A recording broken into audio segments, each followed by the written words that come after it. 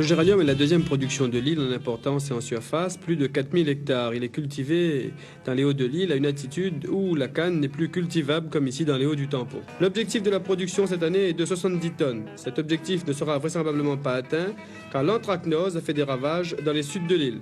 Combien vous avez fait lors de la dernière campagne? Quel était votre rendement? Dans la dernière campagne, environ 40 kilos à peu près pour l'année. Et avant, vous faisiez combien, il y a 5 ans de cela? Combien de kilos? Avant, je faisais dans les 180-200 kilos. Alors, le matin, quel est votre programme? Vous envoyez les enfants à l'école et vous venez ici au Tampon? Oui, mais d'abord, Méliane a lui couper. C'est dur pour couper le géranium? Elle n'est pas tellement trop dur, mais seulement le budget de faire que ça va faire.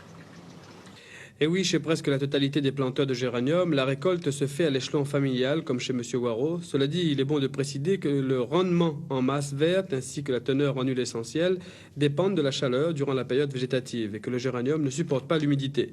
Et malheureusement, peu de planteurs ont traité leur champs. Parce que moi, j'ai pas confiance le traitement, et là, c'était suffit que M. Waro, on est balafé, mais M. Waro est valable.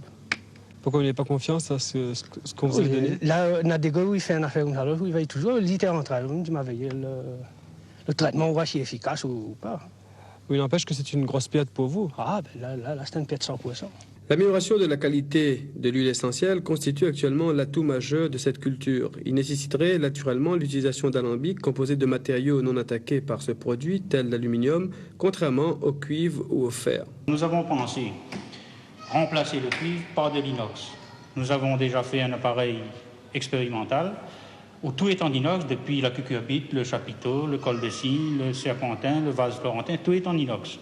Et nous espérons de ce fait améliorer la qualité de manière à pouvoir présenter sur le marché une qualité de plus en plus bonne, en même temps que nous demandons le label de qualité pour le géranium. Le mode de culture et d'exploitation proposé par la coopérative des huiles essentielles devrait permettre d'intensifier la culture du géranium rosa dans les Hauts de l'île et de mieux le rentabiliser dans les années à venir.